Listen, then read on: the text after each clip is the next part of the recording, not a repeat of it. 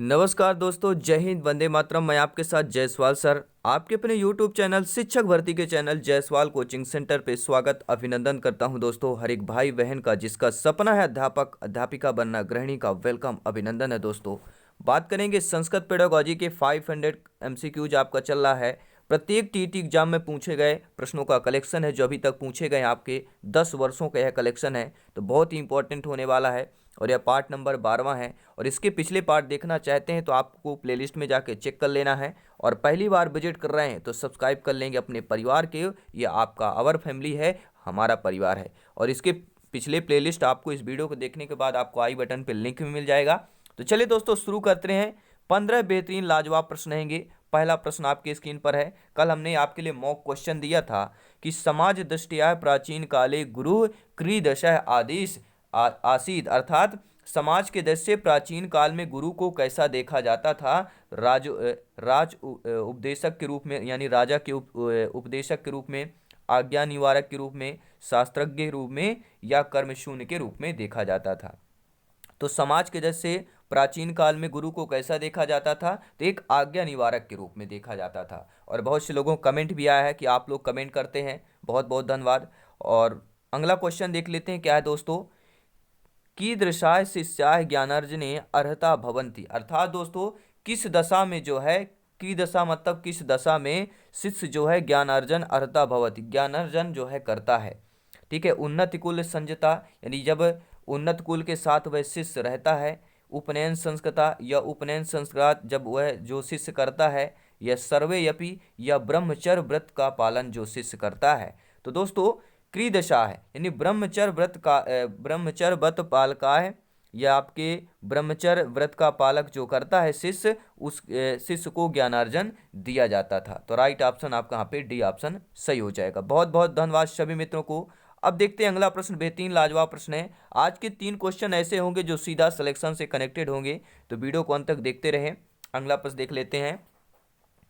पारिवारिकी प्रणाली कस्याम शिक्षा पद्धतौ आसीत, यानी जो पारिवारिक प्रणाली है आपकी, ये किस शिक्षा पद्धति की है। ठीक है, अंगल भाषा शिक्षा पद्धति, बौद्धिक शिक्षा पद्धति, वैदिक शिक्षा पद्धति, या ना कस्यमपि, यानी इनमें से कोई नहीं। तो आपका कमेंट, आपका फीडबैक क्या है, सभी लोग कमेंट करेंगे। और आज की क्लास में आपका 15 में से कितना स्कोर है, सभी लोग कमेंट करेंगे। ठीक है, यह भी संपूर्ण आपके प्रीवियस ईयर में पूछे गए क्वेश्चन का कलेक्शन है। इसके बाद हम आपका प्रैक्टिस क्वेश्चन करेंगे, इसके बाद मॉडल पेपर करेंगे, जो आपके टोटल 150 क्वेश्चन होंगे। और वो मॉडल पेपर दोस्तों, ठीक है, 10 से लेके 20 मॉडल पेपर हम करने वाले हैं, और फ्री ऑफ कॉस्ट करने वाले हैं, क्योंकि राष्ट्र हित में शिक्षा की बात करते हैं। तो परिवार की प्रणाली कस्याम शिक्षा पद्धतौ आसीत, वैदिक शिक्षा पद्धतौ आसीत हो जाएगा, सी ऑप्शन सही हो जाएगा।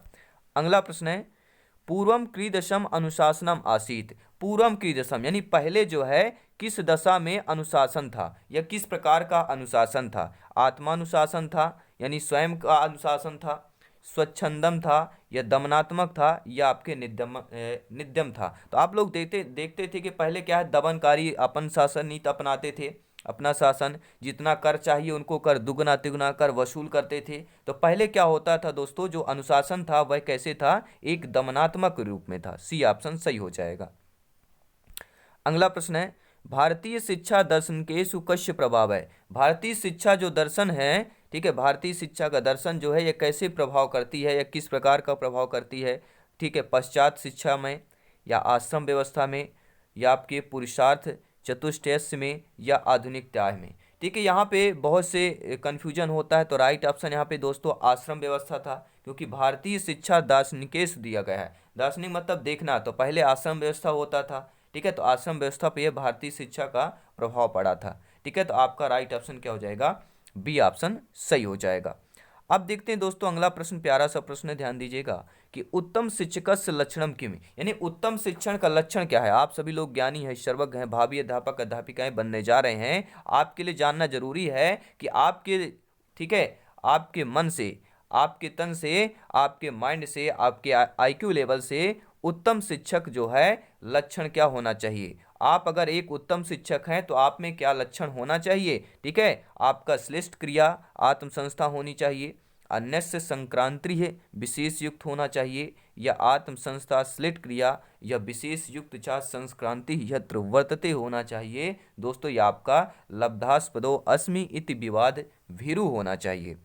दोस्तों एक उत्तम शिक्षक का लक्षण होता है कि वह आत्म सात्मम श्रेष्ठ क्रिया होना चाहिए, ठीक है, और विशेष युक्त और संक्रांति यत्र वर्ते होना चाहिए। विशेष युक्त होना चाहिए, संक्रांति मतलब मिलान, मिलनसार होना चाहिए, ठीक है, और आत्म संस्था विशिष्ट क्रिया यानी जो क्रियाएं होनी चाहिए वह क्या है, आत्म संतनी स्वयं के ज्ञान के द्वारा जो किया जाता है वह ज्ञानवान शिक्षक होना चाहिए। तो सी ऑप्शन सही हो जाएगा।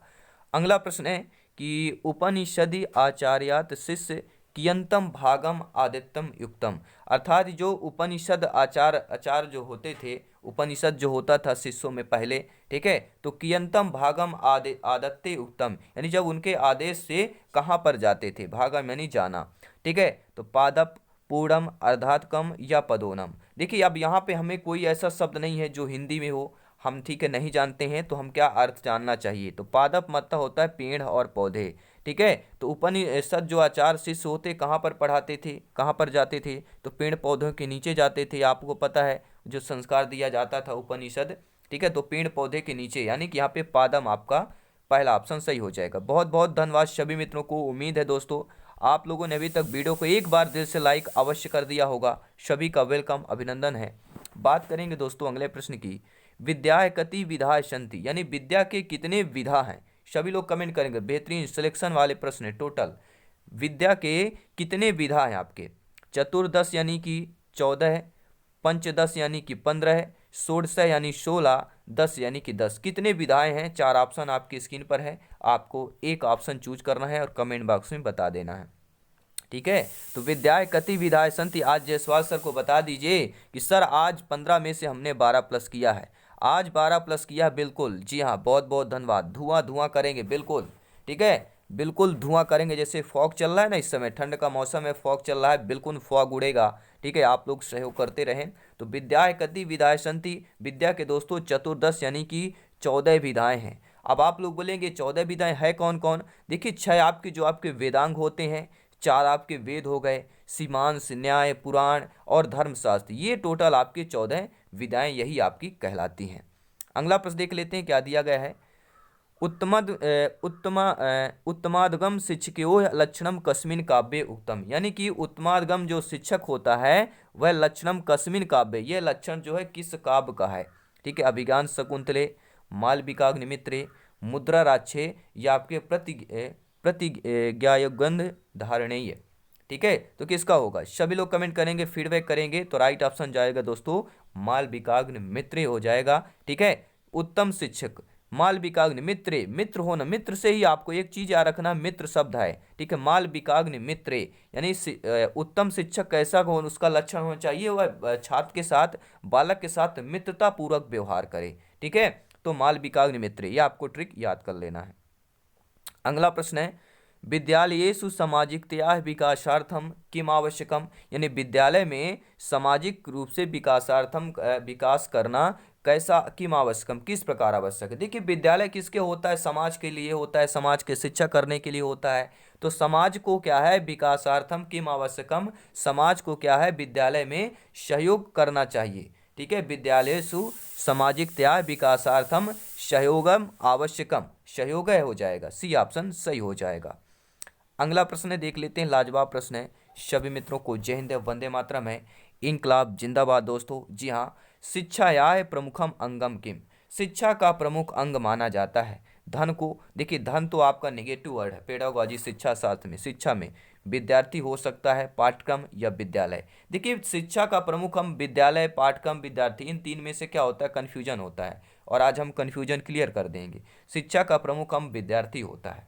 देखिए कहीं कहीं पाठ्यक्रम आपको बुक में मिलेगा, ठीक है, लेकिन अंग की बात कर रहे हैं भैया। जब ये बताइए विद्यार्थी ही नहीं रहेंगे तो शिक्षा किस बात की, शिक्षा किसको देंगे, ठीक है, आप बैठे न रहेंगे। अगर आप एक दुकान खोल लिए हैं, आपके पास ग्राहक नहीं जाएगा तो आपका सामान बिक्री नहीं होगा, तो आपका धंधा पानी कहाँ से चलेगा, ठीक है। तो शिक्षा का प्रमुख हम यहाँ प्रमुख अंग जो होगा वह विद्यार्थी माना जाएगा, ठीक है। एक दुकानदार का प्रमुख अंग आपके उसके ग्राहक माने जाते हैं, क्या उसका समान अंग नहीं होगा, उसके ग्राहक अंग कहलाएंगे, ठीक है।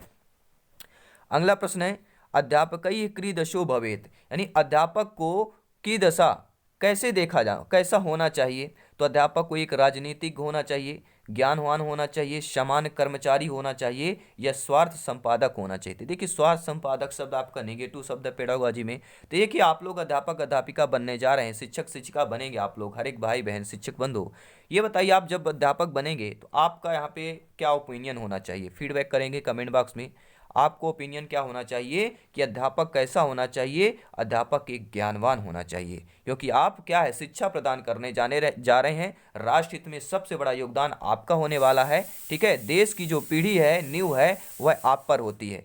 तो आप सभी को नमन है, जय हिंद है। आपका जो कार्य होता है, हम आपके कार्य को सलाम करते हैं। अगला प्रश्न है, कीदृशान छात्रान अभिलाषयन्ति भवन्तः, यानी किस दशा में छात्र जो है अभिलषन्ति होता है। यानी अभिलाषा मतलब क्या होता है, खुशी होती है। तो किस दशा में छात्रों में खुशी होती है या अपने आप में आनंद अनुभव करते हैं।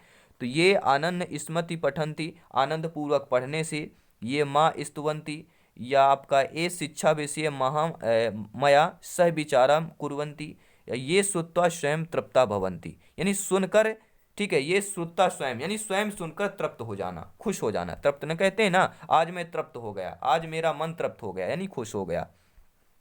तो किस दशा में छात्र अभिलाषयन्ति भवन्तः, देखिए जब कोई छात्र शिक्षा विषय में मया सह विचारम कुर्वन्ति, अपने जब स्वयं विचार करता है, कोई भी जब बालक खड़ा होगा शिक्षा के विषय में, जब वह मया यानी कि जब वह स्वयं विचार करेगा, मया सह विचारम कुर्वन्ति, तो वह छात्र जो होता है उस दशा में छात्र अभिलाषन्ति भवन्ति, वह छात्र खुशी होता है। ठीक है, राइट ऑप्शन यहाँ पर सी ऑप्शन सही हो जाएगा।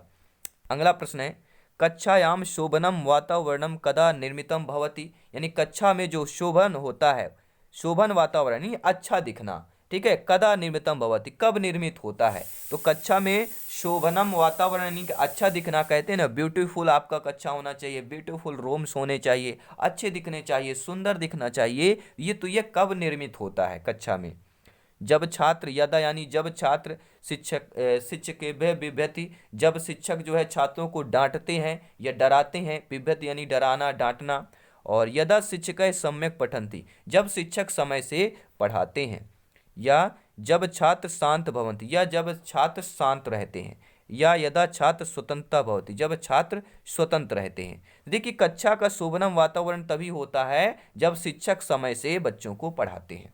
जब शिक्षक समय से बच्चों को पढ़ाएंगे तो कक्षा का वातावरण भी अच्छा रहता है।